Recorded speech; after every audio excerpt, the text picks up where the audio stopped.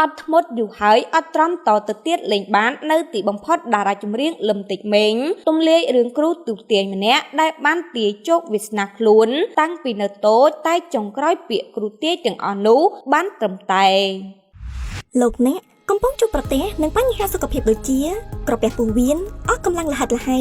វិលមុខកោះខ្យល់ញឹកញាប់គិតច្រើនគេងមិនលក់ឈឺសន្លាក់ជំងឺទឹកនោមផ្អែមលើសឈាមលើសជាតិខ្លាញ់អាស៊ីតឬដងបាតនោមញឹកមេរោគក្នុងថ្លើមដុំគីរដូវមកមិនទៀងទាត់និងបញ្ហារោគស្ត្រីជាច្រើនយើងសូមណែនាំអាហារបំពន់សារ៉ាសមុទ្រស៊ីដេប៉ារីជាផលិតផលមកពីប្រទេសបារាំងមានការទទួលស្គាល់ពីស្ថាប័នធំៗដូចជា Agriculture Biologic FR Bio 01 ISO 22000-2018 និង Euro Consult ទំនាក់ទំនងទិញតាមរយៈ Facebook Page ឬលេខទូរស័ព្ទខាងក្រោម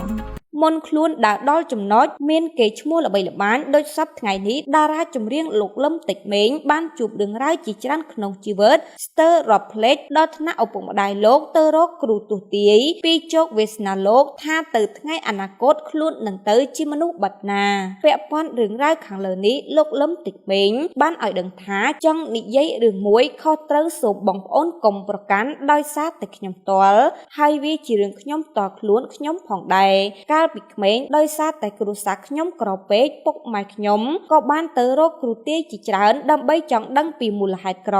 ថែមទាំងទាយពីវាសនាកូនទាំង3មានទាំងខ្ញុំដែរមានគ្រូខ្លះមកទាយដល់ផ្ទះមានគ្រូខ្លះពុកម៉ែទៅទាយដល់កន្លែងតាំងពីតូចដល់វ័យជាង20ឆ្នាំពុកម៉ែរកគ្រូទាយមិនក្រោម20នាក់ទេ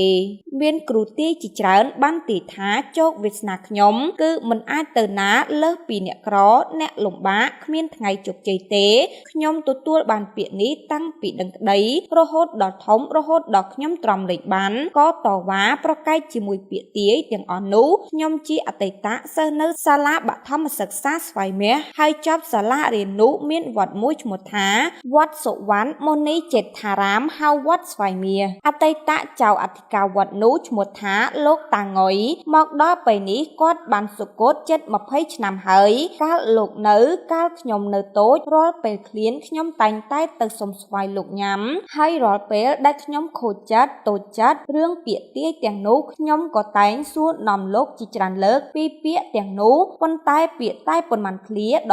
ដែលពីលោកតាគឺខំរៀនស្ដាប់ចាស់ទុំស្ដាប់ពុកម៉ែស្ដាប់គ្រូធ្វើជាក្មេងល្អវាសនាគឺនៅលើខ្លួនឯងពេលខ្ញុំធំដឹងក្តីខ្ញុំក៏យល់ថាពាក្យដែលលោកតាបានប្រាប់គឺជាការពិតហើយត្រឹមត្រូវខ្ញុំបានសម្រេចចិត្តតាមក្តីស្រមៃខ្លួនឯងប្រឆាំងពាក្យទាយទាំងនោះប្រឆាំងគ្រួសារព្រោះតែវាសនាខ្លួនឯងរហូតធ្វើឲ្យបងប្អូនសាច់ញាតិពុកម៉ែខឹងស្អប់ខ្ញុំគ្រប់គ្នាហើយធ្វើឲ្យខ្ញុំរស់នៅតែតោតម្នាក់ឯងនៅទីក្រុងរាប់ឆ្នាំរហូតមានថ្ងៃនេះពាក្យមួយឃ្លាខ្ញុំចង់និយាយនោះគឺចូលកុំឲ្យអ្នកណាម្នាក់មកកំណត់វាសនាយើងដរាបណា